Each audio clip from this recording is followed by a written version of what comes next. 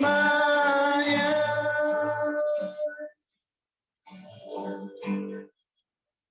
Bapak, kami bersyukur Tuhan Yesus untuk malam hari ini Tuhan.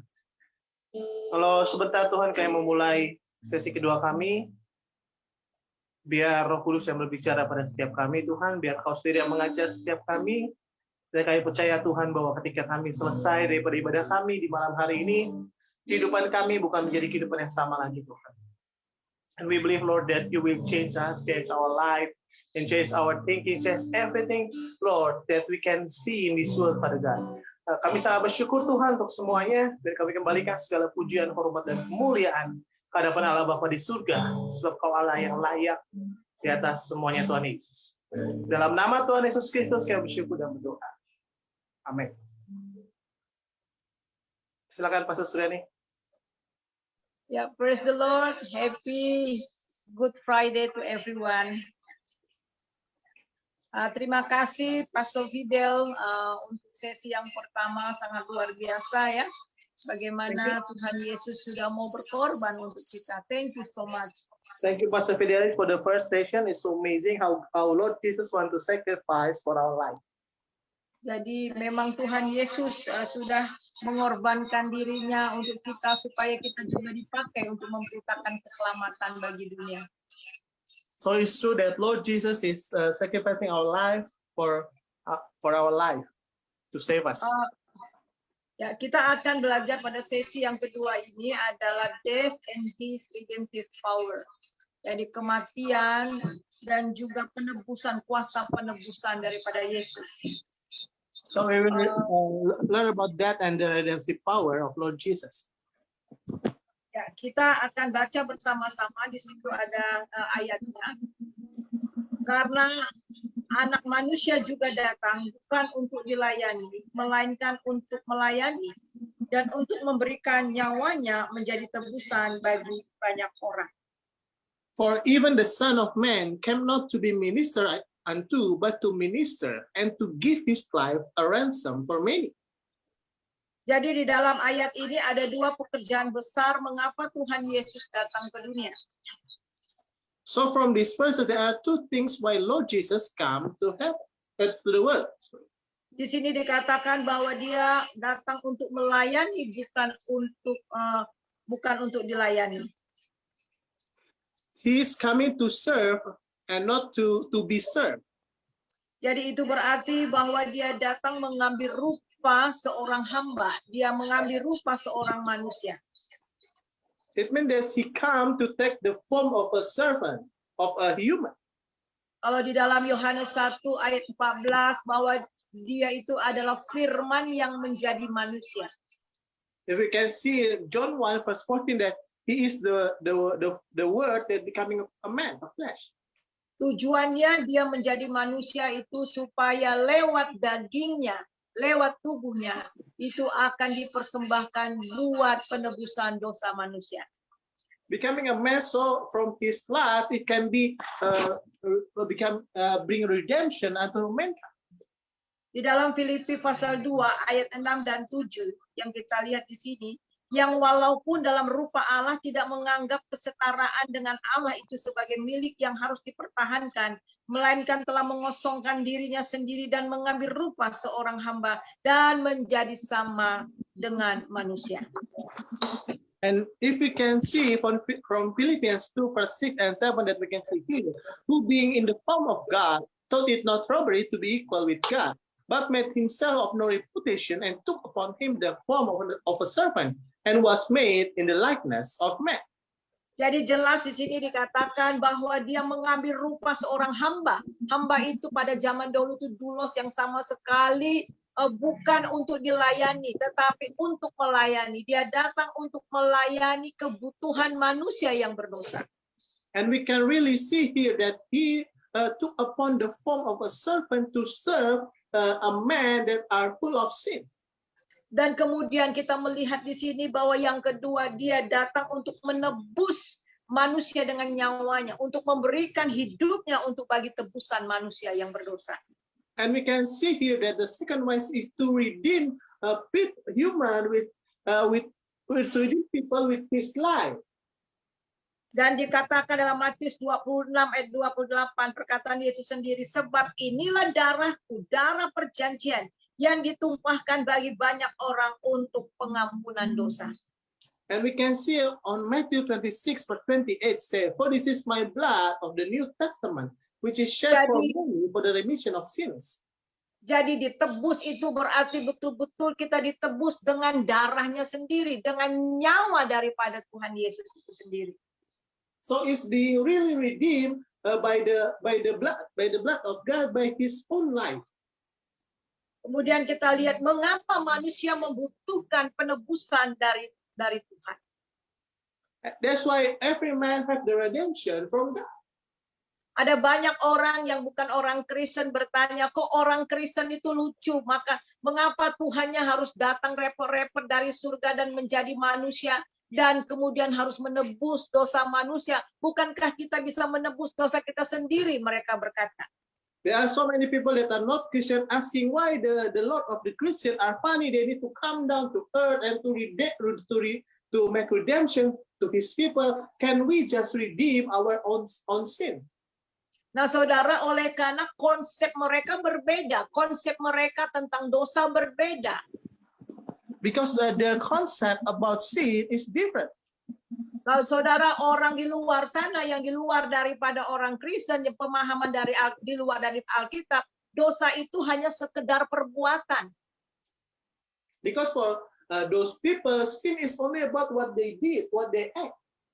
Tetapi di dalam Alkitab, dosa itu bukan sekedar perbuatan. Perbuatan dosa-dosa itu menunjukkan manifestasi daripada orang berdosa. But in the Bible, the sin is not only the act, but is manifested the people that making the sin. Karena kita berdosa, maka perbuatan-perbuatan kita yang dari dalam, kata Tuhan Yesus, keluar perbendaharaan yang berdosa. Because that we are already being sin from inside our life, so we came out with so many sin that we do as human. Tetapi bagi orang luar sana menganggap bahwa dosa itu kalau kita berdosa, kalau kita berbohong, kalau kita mencuri maka kita berbohong. Tetapi Alkitab menerangkan kepada kita karena kita berdosa maka kita berbohong, maka kita melakukan dosa-dosa. If outside people say that because I am stealing, I am making sin, because I am lying, I am making sin. But the truth is because we have sin from the inside. That's why we are lying, we are stealing other people's stuff. Nah, di dalam kita lihat di sini karena kenapa kita membutuhkan penebusan, karena semua manusia telah berbuat dosa dan telah kehilangan kemuliaan Allah. And we can see here why does people need a redemption from God, because all human has been sin and has lost glory of God. Itu Roma 3:23. Nah, kita melihat di dalam grammar, di dalam bahasa Yunaninya, itu dipakai dengan kata lain, telah berbuat dosa, itu orestens, telah berbuat dosa dan terus-menerus dalam keadaan berdosa. Jadi telah dalam masa lampau, tetapi dalam keadaan sekarang terus-menerus dalam keadaan berdosa. And we can see the Jews that the Jews word mean that Greek, Greek, dalam bahasa Greek. Yunani. In the Greek say that had been sin and continues in sin, in sentences of sin. They are always doing sin. Jadi begitu juga telah kehilangan, kita sudah kehilangan kemuliaan Allah, namun dalam keadaan terus-menerus dalam keadaan kehilangan kemuliaan Allah.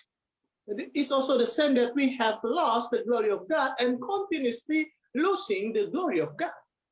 Dan kemudian kita melihat dosa atau dalam bahasa Yunaninya hamartia itu artinya tidak lagi mengenai sasaran.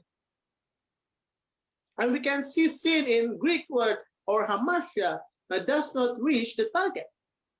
Jadi kita tidak lagi mengenai sasaran yang Tuhan sudah tetapkan kepada kita. Kita sudah melenceng.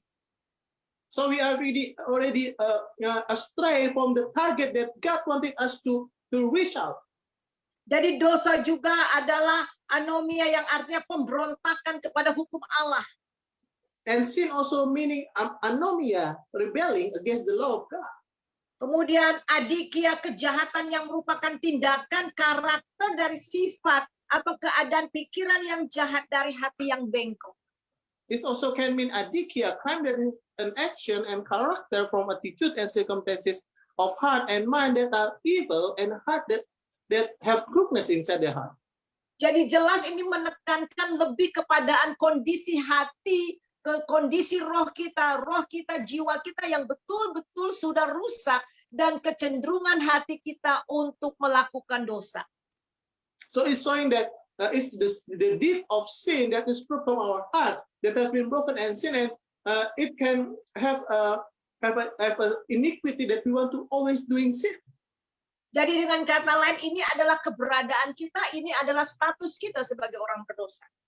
So it means that the sin is our existence of our status as our sinful nature.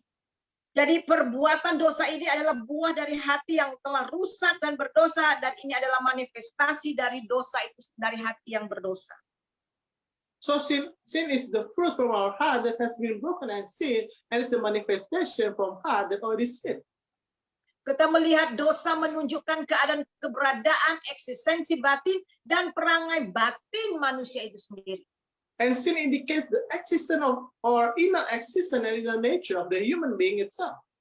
Jadi seluruh keberadaan manusia berdosa dan menjadi budak dosa, dan hati manusia cenderung untuk melakukan perbuatan-perbuatan dosa yang merusak. So the entire human existence is sin and became a slave of sin. And the human heart tends to do sinful and destructive things. Kita melihat di dalam Kejadian 6 ayat 5 dan 6, ketika dilihat Tuhan Allah kejahatan manusia besar di bumi dan bahwa segala kecenderungan hatinya selalu membuahkan kejahatan semata-mata, maka menyesallah Tuhan bahwa Ia telah menjadikan manusia di bumi dan hal itu memilukan hatinya. We can see in Genesis chapter 6, verse 5 to 6, the Bible says, and God saw that the wickedness of man was great in the earth, and that every meditation of the thoughts of his heart was only evil continually. And it repented the Lord that he had made man on the earth, and it grieved him at his heart. Jadi menyesal di sini artinya betul-betul pilu, ya Tuhan betul-betul sedih melihat keadaan manusia yang betul-betul rusak. Jadi roh, jiwa, dan tubuhnya betul-betul rusak dan dikuasai oleh dosa. So it's saying that God really grieved in his heart because the man, the body, the soul, and the spirit is really broken because of the sin. Padahal manusia itu diciptakan makhluk yang mulia, diciptakan dalam kemuliaan, diciptakan dalam keadilan, kesucian, dan juga dalam keadilan. Because actually the human is being made in God's glory, being just, being made in God's glory and in the just of the Lord. Tetapi kemudian karena dosa mereka telah kehilangan semuanya itu. But because of the sin, they already lost it all. Mereka tahu yang baik, tetapi mereka tidak dapat melakukan yang baik. They knew a good thing, but they cannot do that good thing. Jadi kita melihat di sini bahwa mereka sudah tidak mampu mencapai standar yang Tuhan berikan kepada manusia. So we can see that they cannot reach the standard that they want to God give to human. Nah, kita melihat di sini dosa itu adalah budak atau slave. And a sin is a slave. Jadi disama a person who is the property of atau and completely subject to another. Jadi seseorang yang menjadi milik seseorang atau sepenuhnya tunduk kepada satu orang yang lain. Atau a person victimized by another. Atau seseorang yang menjadi korban atas orang lainnya. Atau a person dominated by some habit. Atau seseorang yang didominasi oleh sikap tertentu atau gaya hidup tertentu. Jadi betul-betul manusia itu sudah diperbudak dan sudah diperhamba oleh dosa sehingga mereka tidak dapat melepaskan diri dari perbudakan ini. So it's true that the human already being enslaved by the sin, so they cannot free themselves from this sin. Dan di dalam Efesus pasal 2 ayat 1 dan 2, kamu dahulu sudah mati karena pelanggaran-pelanggaran dan dosa-dosamu. Kamu hidup di dalamnya karena kamu mengikuti jalan dunia ini, karena kamu mentaati penguasa kerajaan angkasa, yaitu roh yang sekarang sedang bekerja di antara orang-orang durhaka. In Ephesians 2, verse 1 and 2, but the Bible says, and you have been quickened who were dead in trespasses and sin, wherein in time past you walked according to the course of this world, according to the prince of the power of the air, the spirit that now worketh in the children of disobedience. Jadi kita melihat di sini kamu dahulu ini berbicara kepada jemaat yang di Efesus yang dahulu mereka adalah orang-orang yang belum ditebus. Mereka itu adalah orang-orang yang mati, bahkan mati dalam dosa mereka dan mereka hidup di dalam dosa itu, bahkan taat kepada penguasa di angkasa yang itu roh jahat yang sedang bekerja di dunia ini. And this person talking about the people of Ephesus that in the past they are being controlled by the power of in the air, the sin, and they are being subjected into that power of principalities in the past. Jadi kita melihat mereka tunduk dan taat diperbudak oleh sistem dunia ini. They are really subjected into the world system and being enslaved by the world system. Jadi kita lihat di sini bahwa slave itu dalam slide yang berikutnya, slave atau budak terjual di bawah kuasa dosa. And we can see the slave was sold under the authority of the sin. Diperbudak, diperhamba oleh iblis. Enslaved and percepted by the devil. Jadi kita melihat di sini sebab kita tahu bahwa hukum Taurat adalah rohani, tetapi aku bersifat daging terjual di bawah kuasa dosa. For we know that the law is spiritual, but I am carnal, sold under sin. Jadi kita lihat terjual di bawah kuasa dosa, kita tergadai di bawah kuasa dosa. Sold under sin means that we are being sold to the power of the sin. Jadi iblislah yang menjadi bapakmu dan kamu ingin melakukan keinginan-keinginan bapakmu. Ia adalah pembunuh manusia sejak semula dan tidak hidup dalam kebenaran, sebab di dalam dia tidak ada kebenaran. Apabila ia berkata dusta, ia berkata atas kehendaknya sendiri, sebab ia adalah pendusta dan bapa segala pendusta. John 8:44 said, "Ye are of your father the devil, and the lust of your father ye will do. He was a murderer from the beginning and abode not in the truth, because there is no truth in him. When he speaketh a lie, he speaketh of his own, for he is a liar and the father of it." Jadi jelas bahwa manusia telah berbuat dosa dan terus-menerus dalam keberadaan berdosa. So it's very clear that the human already being sin and always being controlled by the power of the sin. Dan kemudian kita melihat mengapa manusia membutuhkan penebusan. Yang pertama karena manusia sudah berdosa dan diperbudak oleh dosa dan diperbudak oleh kuasa kegelapan. Dan yang kedua karena manusia telah kehilangan kemuliaan Allah. So we can see why the human need redemption from God, because the first one is because the human already being sold by the sin and being controlled by the sin, and the second one is because the human already lost the glory of God. Fall short of glory of God. Yang artinya ketinggalan, to fall behind, menjadi rendah, to be inferior, kekurangan, to lack, miskin dan papa, to be destitute of. The meaning of the word is to live, to fall behind, to belong, inferior, cons to lack, poor and papa, to be destitute of. Jadi ini lebih menekankan akan keberadaan manusia itu sendiri daripada perbuatannya. This more emphasize the existence of human alone from on his deeds. Mungkin saudara nggak buat apa-apa, tetapi hati saudara, pikiran kita, semuanya sudah berdosa. Ini menunjukkan betul-betul keberadaan manusia yang sesungguhnya. Maybe you are not thinking of something, you're not doing something, but the real human of you is already being sin and already doing that kind of sin. Jadi manusia bukan hanya kehilangan kemuliaan Allah, akan tetapi juga menderita kekurangan dan kemiskinan terhadap kemuliaan Allah. So the human is not lost of the glory of God, but they are also fall short or losing the glory of the Lord. Ada 3 yang dimaksudkan kehilangan kemuliaan Allah.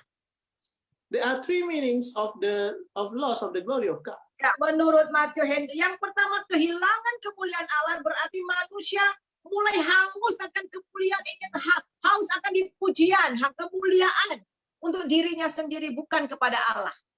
Yeah, the first one is lost glory of God. Meaning human want to glorify themselves, not glorifying God. They want to be exalted by themselves. They want to get all the appreciation for themselves. Dan kemudian kehilangan kemuliaan Allah adalah tidak ada sesuatu pun kebenaran manusia yang dapat dibanggakan di hadapan Allah. And the second point, lost glory of God, it meaning that there is anything truth human that could be brought in front of God. Di sini dikatakan, ada tertulis tidak ada yang benar, there is no one right, ya. Tidak ada yang benar, seorang pun tidak. Because the Bible says, as it's written, there is none righteous, no, not one. Jadi satu orang pun tidak ada, semuanya tidak ada yang benar. So it means that there is no one righteous, no one, even one people that are righteous. Itulah yang dilihat oleh Allah. Ini adalah standar Allah sendiri. This is what the Son sees. This is the standard that God sees. Tidak ada seorang yang berakal budi, tidak ada seorang yang mencari Allah. Semua telah menyeleweng, mereka semua tidak berguna. Tidak ada yang berbuat baik, seorang pun tidak. There is none that understand it. There is none that seeketh after God. They are all gone out of the way. They are together become unprofitable. There is none that doeth good. No, not one. Jadi jelas tidak ada seorang pun berbuat baik. Oleh sebab itu ketika ada seorang muda yang kaya datang kepada Tuhan Yesus, dia katakan guru yang baik, bahkan dia katakan tidak ada seorang pun yang baik. Karena dia betul-betul mengidentifikasikan dirinya sebagai manusia. Hanya Allah saja yang baik. There is no one good. That's why, because when the young man come to Jesus and say that a good master, and the Lord Jesus say, why you call me good? Because there is no one good. Hanya Allah saja, ya. Only God is good. Ya. Kemudian yang ketiga, arti dari kehilangan kemuliaan yang ketiga, kehilangan kemuliaan Allah berarti kehilangan pembenaran dan penerimaan Allah. Loss of glory of God, meaning that lost justification and acceptance of God. Jadi fall short of justification and acceptance of God. For sure, yeah. Ya, jadi manusia telah kehilangan kesucian, manusia telah kehilangan kekudusan, kemuliaan, keadilan Allah sebagaimana dia diciptakan semula menurut gambar dan rupa Allah. So human has been lost holiness, glory, and justice, justice of God, as is they created according to the picture and likeness of God. Jadi dosa bukan hanya membuat manusia menjadi jahat, tetapi telah merampas manusia dari kemuliaan Allah. Sin does not just make people evil, but it has driven people from the glory of God. Nah, kemudian kita melihat lagi yang berikutnya, yang ketiga, kenapa kita membutuhkan penebusan? Karena manusia telah mati secara rohani akibat hubungan terputus dengan Allah. Why the people human need redemption? Because people have died spiritually due to sever relationship from God. Jadi ketika manusia diciptakan, tubuhnya diciptakan dari debu tanah, kemudian dihembuskan nafas hidup ke dalam hidung manusia, manusia menjadi makhluk hidup. Ada roh Allah yang dihembuskan ke dalam hidup mereka. Because human, when they are created, they are the breath of God, the spirit of God that are being breathed upon them, so they are becoming a living being. Jadi ada roh Allah tinggal di dalam roh kita. So they are spirit of God that living inside our spirit. Tetapi ketika manusia berdosa, roh Allah meninggalkan kita. Sehingga kita absen dari roh Allah, kita absen dari kehidupan Allah. Tidak ada lagi kehidupan Allah di dalam diri manusia yang berdosa. So because of their sin, they are no longer the living of the Lord inside of the man. Jadi kita melihat di sini bahwa terputus. Jadi nggak mungkin manusia yang mencari Allah. Karena memang sudah terputus, tetapi Allah sendiri yang datang mencari kita. So it's already being disconnected. That's impossible for the human seeking the Lord. That's why the Lord himself that seek the human. Selain itu tidak ada seorang pun yang dapat menghidupkan mereka kembali secara rohani kecuali Allah itu sendiri. So there's no one that cannot restore them spiritually inside of God himself. Oleh sebab itu kata Pastor Fidel tadi, untuk kita menjadi hidup ada yang mati, untuk kita supaya dia mati kita menjadi hidup. That's why, like what Pastor Fidel said before, for us to be live, there are somebody that need to be die for us to be live. Jadi di sini hanya Tuhan saja yang dapat menghidupkan kita kembali, yang telah mati secara rohani, dan juga supaya kita kembali kepada hubungan kita dengan Tuhan. So that's why only Lord Jesus that can restore us back into life so we can be connected back into the Lord. Jadi kematian di salib merupakan sifat pengganti. Ia mati agar kita mendapatkan hidup dan dia bayar dengan darah dan nyawanya sendiri sebagai tebusan buat kita. So the death in the cross is a substitute nature. He died for us to get our life, and he paid with his blood and his own life. He's becoming a ransom for us. Jadi 2 Korintus 5:21, dia yang tidak mengenal dosa telah dibuatnya menjadi dosa karena kita supaya dalam dia kita dibenarkan oleh Allah.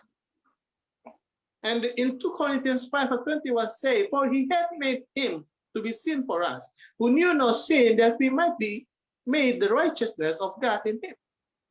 Sebab itulah kenapa tadi dikatakan bahwa dia harus menjadi daging, dia harus menjadi manusia. Karena ketika dia disalib, semua dosa-dosa manusia, bahkan dari zaman perjanjian lama, dari zaman bahkan seluruh manusia segala zaman, semua dosa-dosa ditimpakan di atas Tuhan Yesus.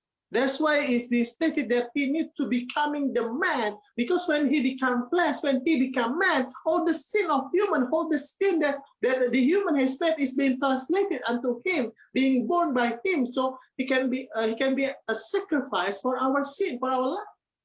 Semua zaman, all ages, semua. In all ages, in all times, God came to become sacrifice for every one of us. Jadi kita melihat di sini ketika Tuhan Yesus mati di atas kayu salib, betul-betul dia dijadikan berdosa oleh karena dosa-dosa kita. So we can really see that when Lord Jesus is being on the cross, he really becoming sin because of our sin. Oleh sebab itulah Bapa meninggalkan dia oleh karena dia sudah menjadi berdosa di atas kayu salib. That's why the Father left him out, because he already becoming sin on the cross. Tetapi satu hal yang perlu kita ketahui, dia salib tidak membuat dia mati, tetapi dia sendiri menyerahkan nyawanya kepada Bapaknya. Itu dapat kita lihat di dalam Yohanes 10 ayat 17 dan 18. Dia sendiri menyerahkan nyawanya menjadi tebusan bagi banyak orang. That's why, but the cross didn't make them to die, but he is giving his own self unto the Lord. We can see it in John 10 verse 17-18. Ya, kemudian kita melihat lagi, jadi hanya darah Yesus saja. Darah itulah penebusan buat kita. So we can see this only the blood of Jesus. The blood of Jesus is our redemption. Jadi di dalam Keluaran 12 ayat 12, 13, 23, kita melihat di sini kisah bagaimana bangsa Israel mau keluar dari Mesir. Ada tulah seorang anak, yaitu sulung akan mati di Mesir. Tetapi bagi orang-orang Yahudi, di mana darah ditaruh di ambang pintu, ketika malaikat maut lewat, tandanya itu adalah darah. Ketika malaikat itu melihat darah, maka anak-anak yang sulung dalam rumah orang Yahudi itu selamat. We can see in Exodus 12, verse 12, 13, and 23 is the story that when the Israelites will go out from the Egypt, and we can see there's a plague there that are the death of the firstborn, and the sign of it is the sign of the blood. Everyone that are putting the blood on their house, they will not be killed, the firstborn.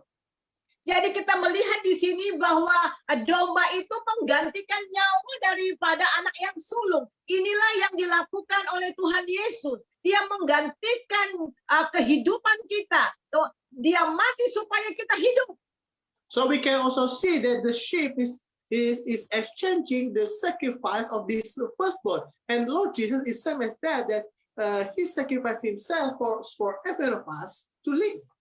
Nah, kemudian kita akan melihat ada 4 macam kematian yang kita dapat, yang manusia dapat oleh karena akibat dosa. And we can see there are 4 deaths of the wages of the sin that human do. Yang pertama adalah kematian secara jasmani, physical death. The first one is the physical death. Jadi kita lihat bahwa di dalam Kejadian pasal yang kedua ayat 17, kalau kamu makan buah itu, kamu akan mati. Tetapi mereka tidak mati. Mereka masih hidup, bahkan beranak cucu. Tapi yang dimaksudkan di sini adalah kematian secara rohani terpisah daripada Allah. So we can see in Genesis when the Lord said that if you eat from this fruit, you will be dead. But actually, they are not dead, and they are multiplied. But it's about the death, that's the separation between human and the Lord.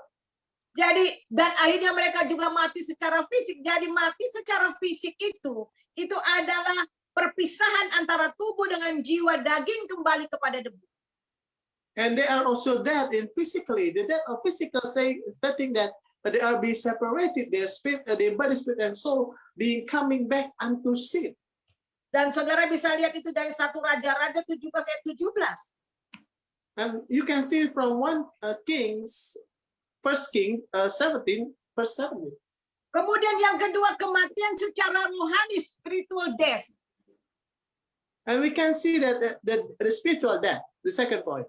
Jadi perpisahan dengan roh Allah meninggalkan roh manusia. Secara jasmani mereka masih hidup. Mereka masih beraktivitas. Tetapi secara rohani mereka telah terpisah daripada Allah. Tidak ada kehidupan Allah, tidak ada roh Allah dalam diri orang itu. Dan hubungan mereka telah terputus dengan Allah. The separation from God make the spirit of God leave the human spirit. And they are making them, maybe they are living as a physical one, but they are living the spirit of God, making them are not connected to the Lord. Oleh sebab itu Efesus 2 ayat 1, kamu dahulu sudah mati karena pelanggaran-pelanggaran dan dosa-dosa. And that's why the Ephesians 2 verse 1 said, and you had he quickened who were dead in the trespasses and sin. Dan kemudian kita melihat di sini juga, kita lihat di bagian yang ketiga, kita lihat ketiga, kematian kekal. And we can see on point number 3 is the eternal death. Dan kematian yang kekal ini adalah ketika mereka masih hidup secara jasmani, mereka belum sempat diselamatkan, mereka belum sempat ditebus, mereka belum sempat menerima Yesus sebagai Tuhan Juru Selamat. Sehingga ketika mereka mati, kita melihat ada kisah bagaimana Tuhan memberikan perumpamaan. Maka ada orang kaya dengan Lazarus yang miskin. Mereka kemudian juga dihukum. This is about those people that are dead when they are not accepting Jesus. There are also a parable that Jesus said about the Lazarus and the rich man, that the rich man is being in the hell. Jadi kita melihat di sini mereka ada di dunia orang mati, sedangkan Lazarus mati, dia ada di Firdaus. Dia ada di pangkuan Bapak Abraham, sedangkan orang yang berdosa itu yang belum bertobat, mereka sudah mengalami api di situ. They are being in the afterlife realm, and actually the Lazarus is as the Firdaus, and they are on those people is already being in the eternal flame. Tetapi bagi mereka yang sudah hidup di dalam Kristus, kita tidak lagi mengalami kematian rohani dan juga kita tidak mengalami kematian kekal ini. But for those that already given their life to Jesus, they are not experiencing this spiritual death and this eternal death. Jadi kita melihat di sini bahwa di dalam Wahyu 14 ayat 13, bahkan kalau kita mati secara jasmani, itu kita hanya beristirahat. Bahkan kita pergi ke Firdaus di pangkuan Bapak Abraham. We can see here that if we are dead physically, we are only resting and we are coming to Firdaus in the bosom of Abraham. Jadi ini adalah dunia orang mati, saudara. Dunia orang mati di mana mereka berada sekarang ini. Jadi satu orang ya, mereka yang sudah mengenal Yesus itu di Firdaus, sama seperti Tuhan Yesus katakan, hari ini engkau bersama aku di Taman Firdaus. Dan tetapi bagi mereka yang tidak percaya kepada Tuhan Yesus, mereka ada di Saul atau di Hades, itu adalah dunia orang mati. This is about the after realm that if we are dead in receiving of Jesus Christ, we are in the bosom of the Abraham. But if they are not receiving that, they are in the after realm. Tetapi bagi mereka yang sudah percaya kepada Tuhan Yesus, kematian bukan hal yang kematian jasmani bukan hal yang menakutkan lagi. But for those already received Christ, the physical death is not something that is scary for them. Wahyu 14 ayat 13, dan aku mendengar suara dari surga berkata, tuliskan, berbahagialah orang yang matinya dalam Tuhan sejak sekarang ini. Sungguh kata Roh, supaya mereka boleh beristirahat dari jerih lelah mereka, karena segala perbuatan mereka menyertai mereka. In Revelation 14, verse 13, the Bible says, "And I heard a voice from heaven saying unto me, Right, blessed are the dead which die in the Lord from henceforth. Yeah, said the Spirit, that they may rest from their labors, and their works do follow them." Nah, saudara, apa yang terjadi bagi orang-orang yang mati sekarang ini? Ya, bagi mereka yang sudah di dalam Tuhan Yesus, ketika Tuhan Yesus datang di atas awan-awan, mereka pertama kali akan dibangkitkan bagi orang yang percaya. Tubuh mereka akan diubah dalam kemuliaan dan mereka akan diangkat menyongsong Tuhan di awan-awan. People who die in God when the Lord Jesus died on the cross, they will be raised up with a general body, but the people, they will change to the glorious body. Dan begitu juga kita yang masih hidup, kita akan diubah dalam tubuh yang mulia dan kita akan sama-sama ke surga menyongsong Tuhan. For us also that still living, we will be changed in this glorious body, and we can come together welcoming our Lord Jesus. Haleluya, mantap nggak? Mantap ya, luar biasa ya. It's amazing, right? Amen. Itu memang luar biasa. Jadi saudara, inilah pekerjaan yang Tuhan lakukan dalam hidup kita. Nah, sekarang berikutnya kita melihat dari kondisi semua ini, kita melihat ya kematian terakhir. And from all of this, we can see the last death, the final death. Final death itu adalah setelah zaman 1000 tahun, di mana Tuhan, di mana bumi ini akan dihanguskan, dan kemudian Tuhan di atas tahta putih, dia akan menghakimi orang-orang. Nah, di sini adalah kebangkitan bagi orang yang tidak percaya. Mereka dibangkitkan untuk diadili, dihakimi, dan kemudian mereka akan dihukum. Karena apa di sini? Di dalam ayat 15, ayat 14-15, di dalam Wahyu pasal 20, lalu maut dan kerajaan maut itu dilemparkan ke dalam lautan api. Itulah kematian yang kedua, lautan api. Dan setiap orang yang tidak ditemukan namanya tertulis di dalam kitab kehidupan itu, ia dilemparkan ke dalam lautan api. Inilah kematian yang kekal atau kematian final death. This final death is after the millennium era. We can see it from Revelation 20, verse 14 and 15. And death and hell were cast into the lake of fire. This is the second death.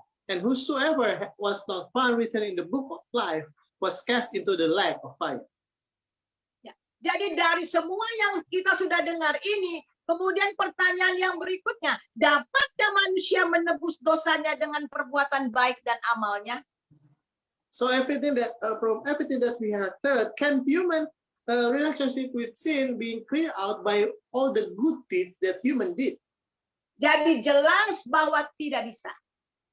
And it's so clear that we cannot, human cannot do it. Karena di Yesaya 64 ayat 6, demikianlah kami sekalian seperti seorang najis, dan segala kesalehan kami seperti kain kotor. Kami sekalian menjadi layu seperti daun, dan kami lenyap oleh kejahatan kami seperti daun yang dilenyapkan oleh angin. Because in Isaiah 64 verse 6, the Bible says, "But we are all as unclean things, and all our righteousness are as filthy rags, and we all do fade as a leaf, and our iniquities like the wind have taken us away." Jadi jelas bahwa semua kebaikan kita, kesalehan kita itu bagaikan kain kotor. Jadi tidak ada satupun yang dapat kita lakukan untuk kita menebus diri kita sendiri dan untuk diselamatkan lewat perbuatan baik kita. So it's very clear that our righteousness, our good thing is like a filthy rags, and it cannot save us from all the sins or all the bad things that we have did. Jadi seperti ayat yang tadi kita sudah baca, tidak ada yang benar seorang pun tidak, semua orang tidak ada yang baik seorang pun tidak. Like the verses that we read before, that there is no one right, there is no one good, and no one good. Jadi bagaimana kita ditebus? Yang berikutnya, kita ditebus hanya oleh karena kasih karunia Tuhan dan iman di dalam darah Tuhan Yesus. And how we redeem? We are being redeemed only by the love of God and the faith in His blood. Di dalam Roma 3 ayat 24 sampai 25, dan oleh kasih karunia telah dibenarkan dengan cuma-cuma karena penebusan dalam Kristus Yesus. In Romans 3 verse 24 and 25, the Bible said, be justified freely by His grace through the redemption that is in Christ Jesus. Perhatikan dengan cuma-cuma itu betul-betul 100% dari Tuhan. We can see the word freely there is 100% free from God. Dulu waktu saya masih di Filipina, suami saya itu adalah orang musik. Jadi kadang-kadang kami mendapatkan tiket gratis untuk orkestra di di satu tempat namanya CCP kalau tidak salah itu ya, tempat di mana Imelda Marcus nonton di sana. Jadi itu tiketnya mahal sekali. Saya dapat gratis untuk masuk. When we are in the Philippines, that my husband is a musician, and we sometimes we got a concert ticket for free in a very big place that or the big celebrity, big musician play there. Nah, kami mendapatkan tiket gratis. Tetapi itu sebenarnya nggak gratis, sudah ada orang yang bayarin kami, udah ada sponsornya. Actually, we are getting a free ticket, but actually there are some people who sponsor us and pay for us. Nah, begitulah kita mendapatkan dengan cuma-cuma. Tetapi Yesus sudah membayar harga dengan mahal. He sent us, we got it freely, but actually Jesus already pay us in excessive way. Kemudian Efesus 1 ayat 7, sebab di dalam Dia dan oleh darahnya kita beroleh penebusan, yaitu pengampunan dosa menurut kekayaan kasih karunia-Nya.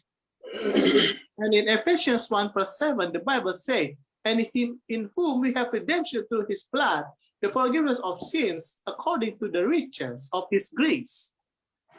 Kemudian di dalam Efesus 2 ayat 8 dan 9, sebab karena kasih karunia kamu diselamatkan oleh iman, itu bukan hasil usahamu, tetapi pemberian Allah, itu bukan hasil pekerjaanmu, jangan ada orang yang memegahkan diri. And in Ephesians 2 verse 8 to 9, the Bible says, for by grace are ye saved through faith, and that not of yourself. It is the gift of God, not of works, lest any man should boast. Jadi jelas di sini kita melihat lagi bagaimana tentang penebusan. And we can see here again about redemption. Jadi kita lihat di dalam slide yang berikutnya bahwa ada 3 kata Yunani yang menunjukkan karya Allah dalam penebusan. So we can see that there are 3 Greek words that stating about redemption. Yang pertama itu adalah agorizo. The first word is agorizo. Yaitu di mana Allah Bapa memilih kita sebelum dunia dijadikan. This when that Father God chose us before the world was made.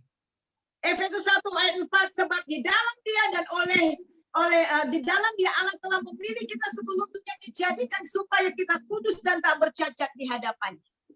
In Ephesians 1 verse 4, the Bible says, according as He had chosen us in Him before the foundation of the world, that we should be holy and without blame before Him in love. Jadi rupanya saudara, karya keselamatan itu sudah dirancang Tuhan. Bukan ketika manusia jatuh dalam dosa. Tetapi keselamatan itu jauh sebelum manusia jatuh dalam dosa. Sudah ada dirancang sama Tuhan. Dan Tuhan memilih kita sebelum dunia dijadikan. It's stating that the work of salvation is not being prepared by God when the human falling unto sin, but it already been prepared long before that. Is because the Lord already chose us even before we was born. Dan saudara, ini luar biasa kalau keselamatan kita bisa datang kepada Tuhan itu semua karena anugerahnya. Karena kita memilih Dia. It's amazing that if the salvation can come to us because the grace of the Lord that God chooses us. Kemudian yang kedua kita melihat egagrizo. We see the second point is exarizo. Jadi Tuhan yang membayar harga dengan darahnya. It's about Lord Jesus paid the price by His blood. Jadi sama seperti seorang Tuhan yang pergi ke pasar perbudakan, dia pilih-pilih dan kemudian dia bayar harga dengan mahal. It's like a master that go to the slave market and then pay the slave with a big price, with a good price. 1 Korintus 6 ayat 20, sebab kamu telah dibeli dengan harga yang lunas dibayar. Karena itu muliakan Allah dengan tubuhmu. In 1 Corinthians 6 verse 20, the Bible says, For ye are bought with a price. Therefore glorify God in your body and in your spirit, which are God's. Perhatikan, kita sudah lunas dibayar. We are already being paid in full. Jadi betul-betul kita sudah lunas, betul-betul lunas. Oleh sebab itu kata Tuhan Yesus di atas kayu salib, tetelestai. We are already paid in full. That's why the Lord Jesus said in the cross, tetelestai. Tetelestai itu artinya benar-benar sudah genap, sudah selesai. It means that it's finished. It's being Dan done. saudara betul-betul sudah lunas tuntas dibayar. And you are really being paid in full. Dan ini merupakan satu sorak-sorai yang luar biasa ketika Tuhan katakan, tetelestai. Ini walaupun dalam penderitaannya yang begitu berat, ketika dia melakukan, tetapi ini ketika dia katakan tetelestai, ini merupakan satu kemenangan yang luar biasa. Dia menang atas salib untuk menebus saudara dan saya. And this is a shout of joy when Lord Jesus, even though he is in agony, he can say, tetelestai, it is finished. It's a big winning, a big victory that come, that it is finished, that the Lord already pay us full. Itu artinya saudara betul-betul milik daripada Tuhan. It means that you already fully owned by the Lord. Dan kemudian yang ketiga, penebusan yang ketiga, di sini dikatakan lutroo. Itu memerdekakan seorang tawanan karena bayaran tebusan. And the third is, we call it lutroo, liberating a prisoner due to the ransom payment.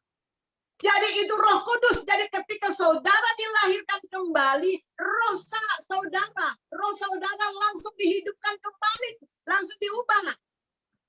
It's about when we receive the Holy Spirit, our life directly changed, that translated unto Him, unto God. Dan yang dilahirkan kembali itu adalah roh kita. And the one that being reborn is our spirit. Dan kemudian jiwa kita akan terus diubah dari waktu ke waktu. And our soul will be changed from time to time. Dan kemudian kita melihat di dalam pertumbuhan kita. Oleh sebab itu di dalam 2 Korintus pasal 3 ayat yang ke-18 kita akan dirubah semakin dalam kemuliaan yang semakin besar. And we can see in 2 Corinthians 3 verse 18 that we will be changed by a bigger glory, from glory in God's glory. Jadi ketika kita menerima Yesus, kita menerima Roh Kudus. So when we receive Lord Jesus, we are receiving also the Holy Spirit. Dan kita dimateraikan. Dimateraikan itu tanda syah kita milik Allah. And we are being sealed as stated that we are fully paid and we are owned by the Lord. Dan di dalam ayat yang ke-14, dan Roh Kudus itu adalah jaminan bagian kita sampai kita memperoleh seluruhnya, yaitu penebusan yang menjadikan kita milik Allah untuk memuji kemuliaannya. And in Ephesians 1 verse 14, the Bible say, which is the earnest of our inheritance unto the redemption of the purchased possession, unto the praise of His glory. Jadi saudara, kita betul-betul menjadi umat tebusan. Jadi saudara dan saya yang sudah menerima Yesus dan telah mengalami kelahiran kembali, kita betul-betul telah lunas dibayar, dan saudara dan saya itu menjadi berharga di mata Tuhan. So we are really being redeemed by God, and you and me really being being in God's favor, that God take us in a good way. Mari kita katakan hore, sukacita. We are precious in God, and we can say hore, we can be joyful because of it. Rejoice, ya, karena kita betul-betul sudah merdeka. Because we are really being free. Nah, kita melihat di sini, kita merdeka dari apa saja, kita ditebus dari apa saja. And we can see from what we was redeemed for. Yang pertama, kita dibebaskan, ditebus, dibebaskan dari kerajaan kegelapan. The first one, we was redeemed from the kingdom of darkness. Tadi saya sudah terangkan tentang kematian, di mana saudara orang yang belum percaya sama Tuhan, mereka itu adalah anggota kerajaan kegelapan. I already stated to all of you, for those that are not believing Lord Jesus, they are the member of the kingdom of darkness. Jadi ketika kita ditebus, kita ditarik, kita dikeluarkan dari kuasa kegelapan, dan kemudian kita akan masuk dalam kerajaannya yang kekasih, anaknya yang kekasih. So when we are translated into the kingdom of God, we are being redeemed from the kingdom of darkness and being entered to the kingdom of His beloved Son. Ia telah melepaskan kita dari kuasa kegelapan dan memindahkan kita ke dalam kerajaan anaknya yang kekasih. Di dalam dia kita memiliki penebusan, yaitu pengampunan dosa. Colossians 1 verse 13 to 14, who had delivered us from the power of darkness and had translated us into the kingdom of His dear Son, in whom we have redemption through His blood, even the forgiveness of sins. Perhatikan kerajaan anaknya yang kekasih. Sekarang saudara dan saya adalah anggota-anggota kerajaan Allah. Sing about the kingdom of His dear Son, because we are the member of the kingdom of God. Bahkan kita ini adalah warga kerajaan surga. Even we are the member of the citizen of the kingdom of heaven. Jadi sekarang kita memang masih di dunia, tetapi warga kerajaan, tetapi kita adalah sudah menjadi warga kerajaan surga. We are still on the world, but we are already becoming the citizen of the kingdom of heaven. Bahkan dari sanalah kita menantikan kedatangannya. Even from there, we are waiting for the coming of Him. Nah, kemudian yang kedua, kita dibebaskan dari kutuk Taurat. We are being redeemed from the curse of the book of the Karena law. setiap dosa yang kita langgar, kita kena kutuk. Because from every sin that we are disobey, we are becoming cursed. Dan tidak ada seorang pun yang mampu melakukan hukum Taurat, tetapi Tuhan Yesus menggenapinya. And there's no one that can fulfill the book of the law, but Lord Jesus fulfill it. Di dalam Galatia 3:13, Kristus telah menebus kita dari kutuk hukum Taurat dengan jalan menjadi kutuk karena kita. Sebab ada tertulis, terkutuklah orang yang tergantung di kayu salib. And in Galatians 3 verse 13, the Bible says, Christ has redeemed us from the curse of the law, being made a curse for us, for it is written, cursed is everyone that hangeth on the tree. Jadi ketika dia menebus kita, dia bukan hanya menjadi berdosa karena dosa kita ditimpakan, tetapi dia juga menjadi terkutuk karena kita. He is not only being made in sin, but he also being cursed because of us. Jadi kemudian kita melihat supaya kita dapat dimerdekakan dari kutuk Taurat ini. And so we can be redeemed from the curse of this book of the law. Bukan hanya kutuk Taurat, semua kutuk-kutuk. Not only the curse of the book of the law, but also the curse of every other sin or every curse. Jadi sama seperti tema kita bulan April ini, bahwa kita dibawa kepada kekayaan Allah. So it's like the theme of the month of April, that we are being translated into the wealthy of the kingdom. Jadi kita sudah keluar dari kerajaan kegelapan, kita masuk ke dalam kerajaan terang, ke dalam kekayaan surgawi. So we are already being out from the kingdom of darkness and being entered to the kingdom of God, to the kingdom of heaven. Dan akan mengalami berkat-berkat Tuhan dan mengalami Tuhan dalam hidup kita. And we'll experience the blessing of God and experience God in our life. Oleh sebab itulah di dalam Efesus pasal yang pertama, ketika kita sudah menerima seluruh kekayaan yang Tuhan beri, harta yang Tuhan berikan pada kita. That's why in Ephesians 1 verse 3 that we already get all the wealthy things, all the blessing that God already given to us. Dan kemudian yang ketiga, kita dimerdekakan, ditebus dari segala perbuatan jahat. And the third point, we are being redeemed from every evil things. Yang telah menyerahkan dirinya bagi kita untuk membebaskan kita dari segala kejahatan, untuk menguduskan kita bagi dirinya, suatu umat kepunyaan sendiri yang rajin berbuat baik. In Titus 2 verse 14, the Bible says, who gave himself for us that he might redeem us from all iniquity and purify unto himself a peculiar people, zealous of good works. Jadi tadinya memang ketika kita di luar Kristus tidak ada yang baik, seorang pun tidak. And when we are outside of Christ, there are no one good, no one good. Tetapi setelah kita menerima Roh Kudus menghasilkan perbuatan-perbuatan baik di dalam kita, lewat kita. Itulah buah-buah roh, buah kerajaan yang kita hasilkan. But when we receive the Holy Spirit will produce good work inside of us through our life. That is the fruit of the Spirit that we produce. Kemudian yang keempat, kita dibebaskan dari dunia yang jahat sekarang ini. And the fourth point, we are being redeemed from the evil world. Yang menyerahkan dirinya karena dosa-dosa kita untuk melepaskan kita dari dunia yang sekarang ini. Menurut kehendak Allah dan Bapa kita. Kita akan dibebaskan dari dunia yang sekarang kita tinggal yang jahat ini. Kita akan dibebaskan dari dunia yang jahat ini. In Galatians 1 verse 4, the Bible says, who gave himself for our sins, that he might deliver us from his present evil world, according to the will of God and our Father. Yesus katakan, kamu memang masih tinggal di dunia, tetapi kita bukan lagi milik dunia ini. Jesus said that you are still living on the world, but you are not owned by the world. Dan yang kelima, kita dibebaskan dari ketakutan akan kematian. And the fifth point, we are being redeemed from the fear of death. Yang paling ditakuti oleh manusia di dunia ini adalah takut mati, karena tidak tahu kemana mereka akan pergi.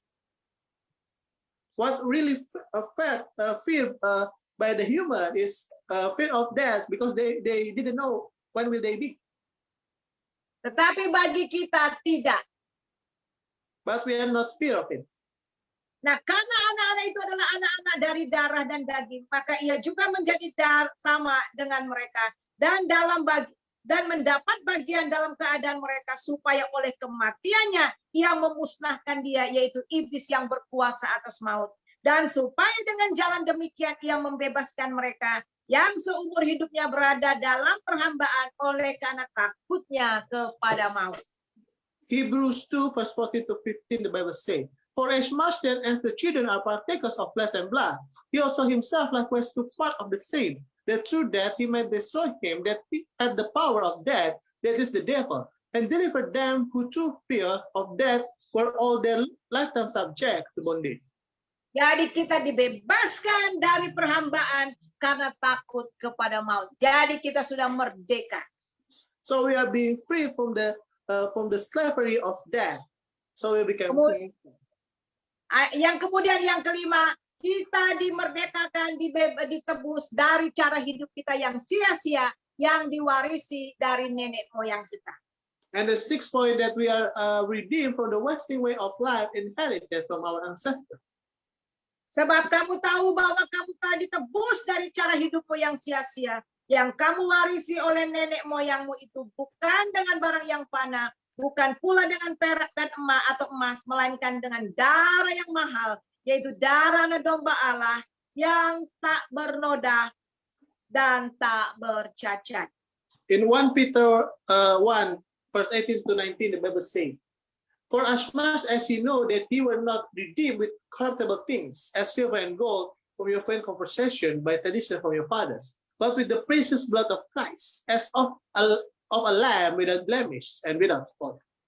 Nah, sekarang yang terakhir adalah aplikasinya. Kita tahu siapa kita punya penebus. So the last point is about application. So we slide yang terakhir, ya, kita lihat di sini ya. Tetapi oleh dia, karena kamu berada dalam Kristus Yesus yang oleh Allah telah menjadi hikmat bagi kita, ia membenarkan dan menguduskan dan menebus kita. 1 Corinthians 1 verse 30, but of him are ye in Christ Jesus, who of God is made unto us wisdom and righteousness and sanctification. Mari kita berkata, biarlah itu dikatakan orang-orang yang ditebus Tuhan, yang ditebusnya dari kuasa yang menyesatkan. That it be say so by the people that redeem of the Lord say so, whom he hath redeemed from the hand of the enemy. Dan kemudian mari kita berjalan dan mengikuti Tuhan di dalam kemerdekaan yang Tuhan berikan kepada kita. And then let us walk free from the freedom that the Lord already given to us. Kamu telah dimerdekakan dari dosa dan menjadi hamba kebenaran. But being then made free from sin, he became the servants of righteousness. Jadi oleh sebab itu firman Tuhan katakan mari kita hidup di dalam kebenaran dalam Tuhan Yesus. Nah saudara, ada 4 kemerdekaan yang kita terima. Kalau saudara baca di dalam Roma pasal 8, yang pertama kita dimerdekakan dari hukuman. Yang kedua kita dimerdekakan dari kekalahan terhadap dosa. Kita tidak selalu bilang yes terhadap dosa, tetapi kita sudah merdeka dan ada kuasa dalam diri kita, kita bisa katakan no to sin. Kita bisa menang atas dosa oleh karena Roh Kudus tinggal di dalam kita. The first one, we are being redeemed from the death, and also we are being redeemed from the bondage of sin, that we can say no to sin. Kemudian kita dimerdekakan dari ketakutan. Karena kita tidak menerima roh perbudakan yang menjadi takut lagi. Tapi kita menerima roh Allah. Dan oleh roh itu kita berseru, ya Aba, ya Bapa. And we are also being redeemed from the spirit of fear, because we are already received the spirit of God, that from that spirit we can call, yes, Abba Father. Dan kita melihat roh Allah sudah tinggal dalam kita ada persekutuan, ada akses kita ke surga, dan dalam penyembahan kita bisa datang menyembah Dia, dan kita ada persekutuan dengan Roh Kudus di dalam hidup kita. Inilah yang membuat kita berkemenangan. And we already received the Spirit of God, and because of it we are having access to the heaven, and we are having fellowship with God, and because of this we are become victorious. Ada hubungan intim kita dengan Tuhan. Dan kemudian yang terakhir itu adalah kita dimerdekakan dari keputusasaan. There is no reason to be discouraged di dalam Tuhan. We are become victorious, and there is no time to be discouraged in God. Jadi mari kita hidup di dalam kemerdekaan yang Tuhan berikan kepada kita, dan membiarkan penebusan yang sudah kita terima dan Roh Kudus yang sudah ada dalam hati kita. Kita mau membiarkan Roh Kudus terus bekerja dalam hidup kita, sehingga kita diubah dari hari ke hari, sehingga kita menjadi serupa dengan gambar anak. So we are being redeemed, and let us make it the relationship with the Holy Spirit, so we are becoming perfected in the Christ Jesus. Mari kita satu dalam doa. Let us unite in prayer. Bapa, terima kasih banyak buat firman-Mu yang sangat luar biasa. Kami pelajari pada hari ini, baik dari Pastor Fidel maupun dari hamba saat ini, kami belajar bersama-sama. Father God, we are so thankful for your word that we learned today from Pastor Fidelis and Pastor Suryani. Bapak, siapakah kami ini? Kami orang berdosa, kami tidak layak, harusnya kami binasa. Tetapi karena kasih karunia-Mu Tuhan yang begitu besar kepada kami, Engkau rela datang mati bagi kami, bahkan Engkau bangkit, dan dengan kebangkitan-Mu itu juga kami mendapatkan kehidupan yang baru di dalam Engkau. Who are we, Lord, that we should be perished, but because of your grace that we are being saved by you, Father God, and because of your resurrection we are being redeemed, and we can live in you, Lord. Biarlah pelajaran pada malam ini sungguh-sungguh meneguhkan kami, dan kami terus hidup di dalam Engkau, dalam kebenaran akan Engkau. Let this teaching make us to stand firm, and we can continue to live in the truth of your word, Father God. Terima kasih Bapa, dalam nama Yesus kami berdoa. Amin. Thank you, Father God, and we pray in Jesus' name. Amen. Saya serahkan. Amin, puji Tuhan. Terima kasih Esther Fidelis dan Pastor Suryani untuk firman Tuhan. Thank you, Pastor Fidelis and Pastor Suryani, for the word of God. Sebentar kita akan masuk ke dalam perjamuan kudus. We will enter into the Holy Communion. Siapkan hati kita, siapkan perjamuan kudus. Let us prepare our heart and prepare our Holy Communion. Sebelumnya kita akan memuji Tuhan, menyembah Tuhan. Before we will praise and worship God. Give thanks To the Holy One. give thanks to the Holy One. Give thanks because His name Jesus Jesus Christ, beside give thanks with the grateful heart. Give thanks to the Holy One. Give thanks because He's given Jesus Christ. Decided now and now, why do we say I am wrong? Why do fools say I am free? Because of what the Lord has done for us, and now, where do we say I am strong? Let a fool say I am weak, because of what the Lord has done for us. Give thanks. Kita katakan sekali lagi. Give thanks. Give thanks with a grateful heart. Give thanks to the Holy One. Give thanks because He's given Jesus Christ, His Son. Give thanks with a grateful heart. Give thanks to the Holy One. Give thanks because He's given Jesus Christ, His Son.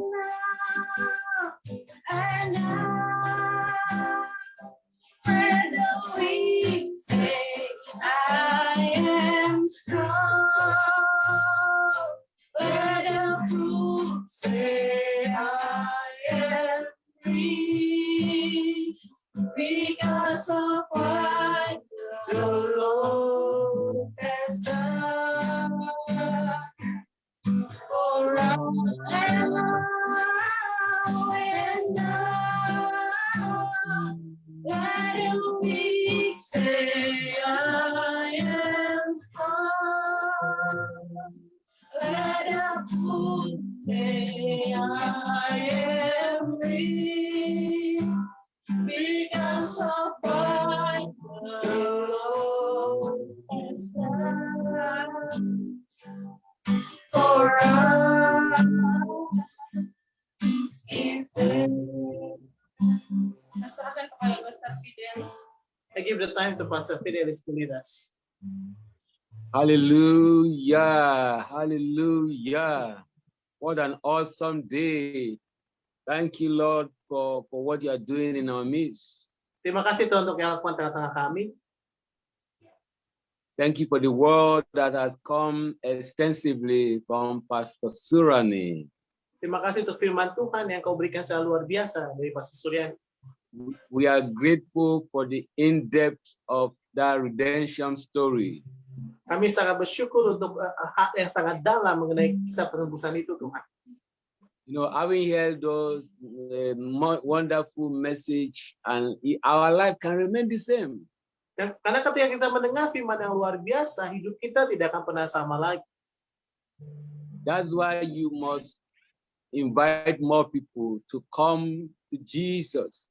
Make every sacrifice that you need, so let them come and enjoy this redemptive work that Jesus Christ has done for you and I.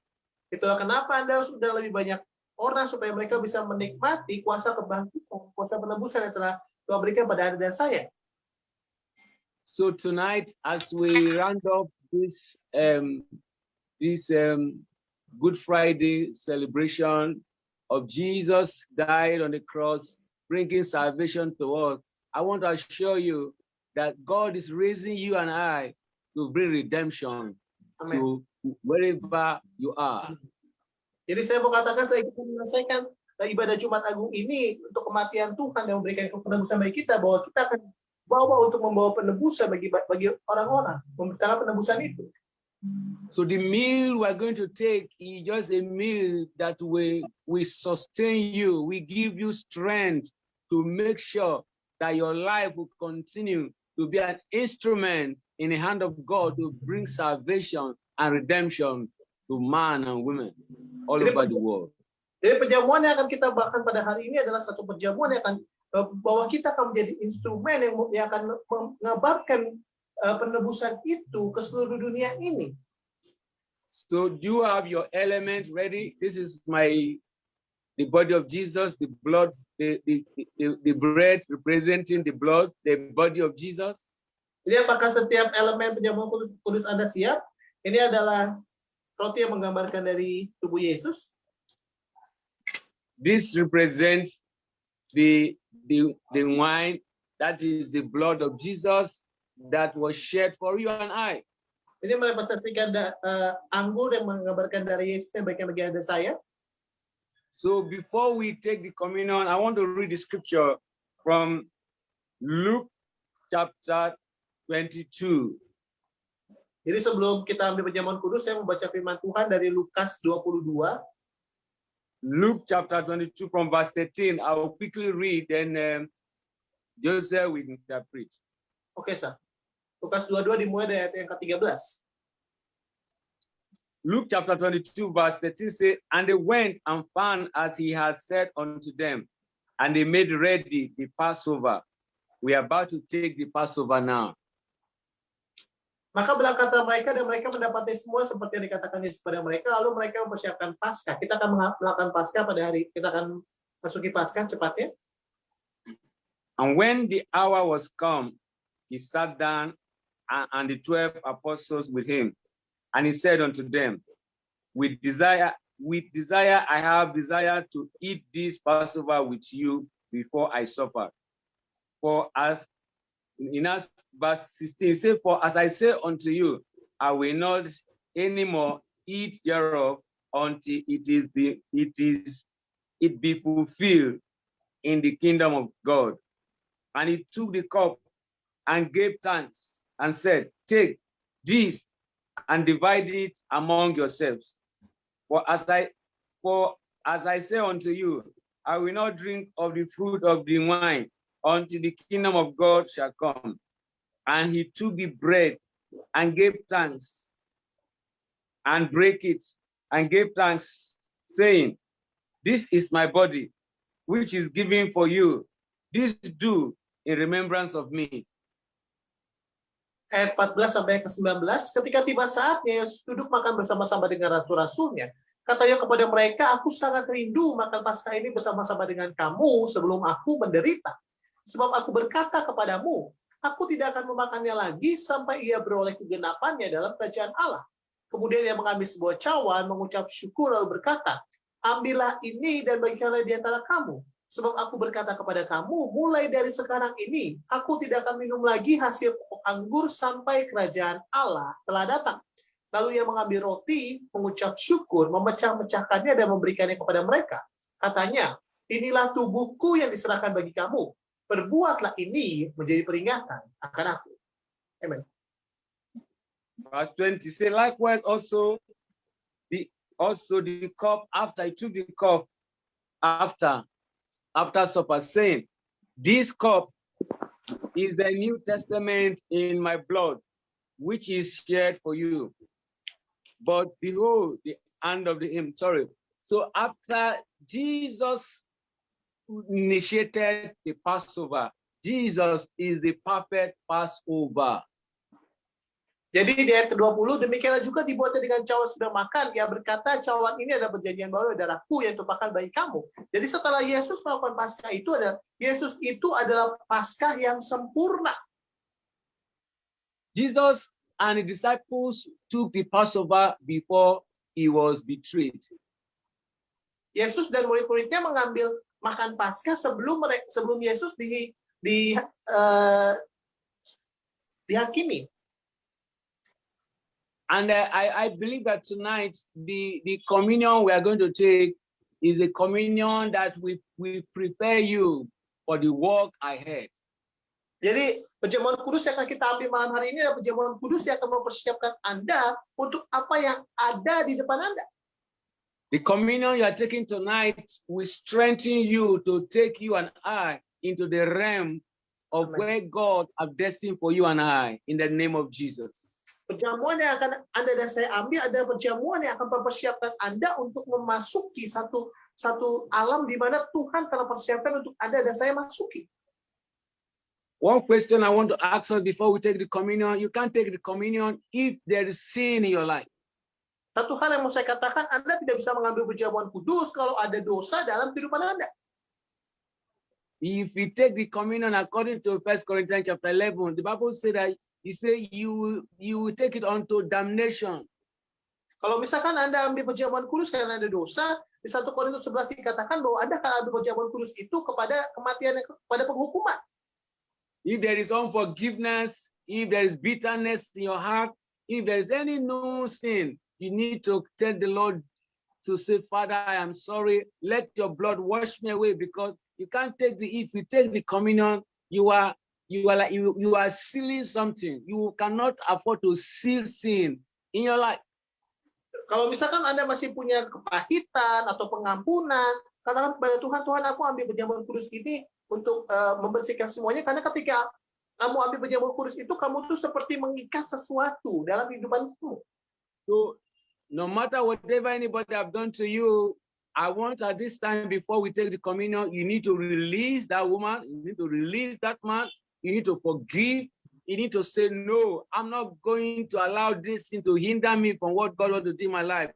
You need to release that woman. You need to release that your daughter or that your son, whoever, your friend that have betrayed you. You saw what Jesus Christ passed through. But the Bible says Jesus Christ did not look at them because he knows where he was going. So I pray tonight, as we partake in the communion, that you will prepare your heart so that the communion will be effective in your life.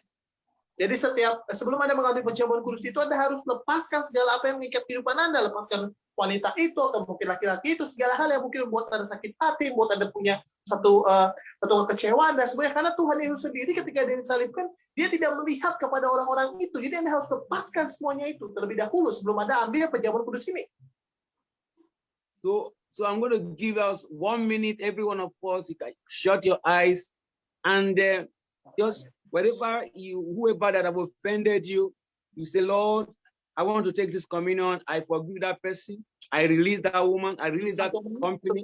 I release whatever that they've done to you. Some of us, our parents have betrayed us, our relation, even your friend, even your brother, your sister. Ask the Lord today, because I want this communion to prepare me for the great work ahead of me. I want to receive strength. I don't want to receive death. I want this communion to usher me into greatness, to usher me into the realm that you want me to be. That's why today, anyone offended, wherever they are, Lord, help me today. I have mercy, Lord. Wash me, whatever sin in my heart, oh God. Even the one that I don't know, Father, I just confess today. Just wash me clean. Bersihkan aku, Tuhan. Thank you. In Jesus' mighty name we pray. Dalam nama Tuhan Yesus kami berdoa. And for those who are following us on Facebook or internet, if you are, as we partake of this communion tonight, I want to assure you that your life will not remain the same in the name of Jesus. Ketika Anda mengambil bagian dari perjamuan kudus ini, saya pastikan bahwa hidup Anda tidak akan pernah sama lagi di dalam nama Tuhan Yesus. There's going to be an unusual strength to run this race that you have started. Akan menjadi punya kekuatan yang tidak biasa untuk Anda melakukan panggilan hidup yang sedang Anda kerjakan. There will be hunger for more of God, more to know Him, even from tonight, in the name of Jesus. Akan ada kelaparan yang lebih, kelaparan untuk mengenal Tuhan, kelaparan untuk lebih lagi mengejar Tuhan. Pada malam hari ini di dalam nama Tuhan Yesus. Hallelujah. Haleluya. So the Bible said the same night He took the bread and break it and said, "This is my body broken for you." He said, "Do this in remembrance of me." Dia mengambil Today, lakukan ini sebagai peringatan akan aku. by remembering the redemption work that Christ did. Jadi ini adalah kita mengingat pekerjaan penebusan yang Tuhan Yesus lakukan. As you eat this bread tonight, I want you to ask the Lord that, Lord, let it become a fresh life that will make me to run the race that you have set before me. Selagi Anda makan roti ini, saya mau Anda katakan pada Tuhan, Tuhan biar ini menjadi satu kehidupan yang baru untuk persiapan aku untuk melalui perjalanan hidup ini, berlari dalam perjalanan hidup ini, Tuhan. So we eat in the name of the Father, Kami lakukan di dalam nama Bapa, in the name of the Son, dalam nama Anak, in the name of the Holy Ghost. dalam nama Roh Kudus. Amen. Amin. Amin.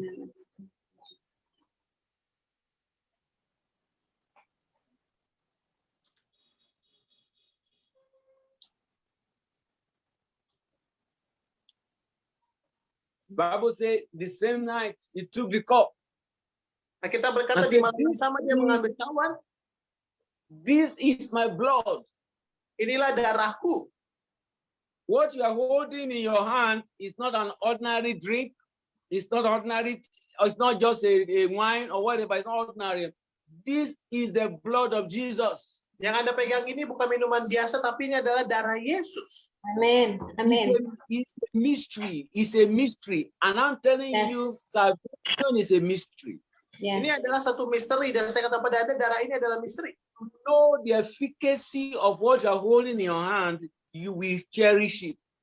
Ketika Anda mengetahui rahasia yang Anda pegang ini, Anda akan menggunakan dengan cara yang baik, dengan cara yang luar biasa. There's a fresh life that is coming to you right now as a result of this communion. Ada hidup yang baru yang akan diberikan pada Anda sebagai hasil daripada perjamuan kudus ini. The Bible said the same night He took the cup, and after when He has stopped, He said, "This is my blood shed for Karena you di malam yang for sama the dia remission mengambil of cawan. your sin." Jadi ini adalah darahku untuk penebusan dosamu. As you drink this cup tonight, Bagi Anda minum cawan ini pada malam hari ini, that we are going to ask God for fresh fire, kita akan minta kepada Tuhan untuk api yang baru. fresh fire to do the will of God, fresh fire to obey God, fresh fire to go to any land for Him. Api yang baru untuk mengerjakan kehendak Tuhan, untuk pergi ke segala tempat untuk kemuliaan nama Tuhan. So we drink in the name of the Father, Dalam Kita nama minum Bapa. dalam nama Bapa, in the name of the Son, dalam nama Anak, in the name of the Holy Spirit. dalam nama Roh Kudus. Amen. Haleluya. Amin.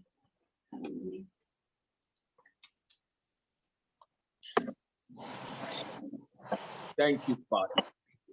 Let's worship Him. Haleluya. Let's give Him praise. Over to you. Let's worship Him. Haleluya. Sembah Dia, mari sembah Tuhan, mari sembah Tuhan, puji Tuhan. What an awesome night. Thank you, Lord. Thank you. Terima kasih Tuhan. Thank you. We're grateful. Haleluya. Thank you. Thank you for the salvation of our soul. We bless your name. We give you praise. We are so grateful. Thank you. Please, thank you. We magnify your name. Blessed be your name. In Jesus' mighty name we are prayed. Dalam nama Tuhan Amen. Yesus kita berdoa. Amin. God bless Amen. Amen. you. In the name of Jesus. Tidak pribadi dalam nama Tuhan Yesus. Amen. Thank you. Amen. And God bless you. Over to you. God bless. I can see Brother Gege and family here. Well done. Saya bisa lihat pada Yes, Abigail. Hai, Pastor. Yeah.